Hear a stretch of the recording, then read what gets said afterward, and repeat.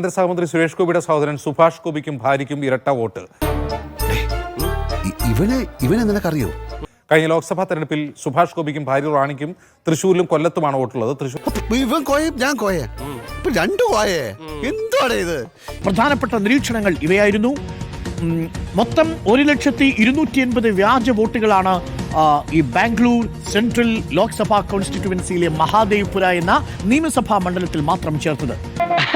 അതാ തെണ്ടിയുടെ സ്ഥിരം പരിപാടിയാ. കുട്ടി പറഞ്ഞോളൂ. മഹാദേവ്പുര എന്ന ഒരൊറ്റ നിയമസഭാ മണ്ഡലത്തിൽ മാത്രം ബാംഗ്ലൂരിലെ സെൻട്രൽ ലോക്സഭാ കോൺസ്റ്റിറ്റ്യുവൻസിയിൽ 1,280,000 വ്യാജ വോട്ടുകളാണ് കണ്ടെത്തിയിരിക്കുന്നത്.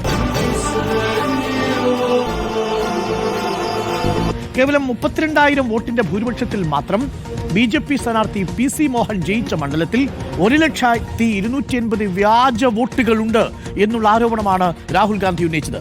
ഒത്തിരി ആളുകൾ വന്നിട്ടുണ്ടല്ലോ, ഇത്ര ആളുകൾ ഇന്നും ഉണ്ടാവുമോ? അവരൊക്കെ പടിയേറ്റ് പ്രമാണിച്ച് വന്നവരാ, എല്ലാം ബന്ധുക്കളാ. എങ്ങനെയാണ് അവ ചേർത്തത്?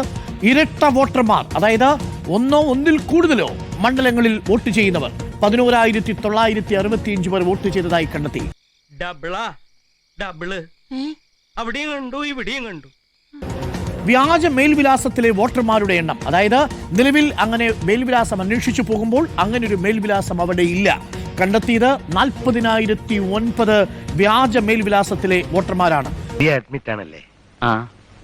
ഞങ്ങളൊക്കെ കുറച്ചാളായിട്ട് ഇവിടുത്തുകാരാ.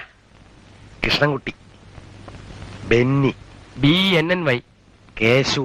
പലയിടങ്ങളിലും ബ്രൂവറികൾ അടക്കമുള്ള സ്ഥലങ്ങളിൽ വോട്ടർമാരുണ്ട് എന്നുള്ളതാണ് കൗതുകകരമായ കാര്യം. ഒറ്റമുറിയിൽ ചേർക്കപ്പെട്ട വോട്ടർമാരുടെ എണ്ണം 10,452 ആണ്. കണ്ടതിൽ വലിയ സന്തോഷം.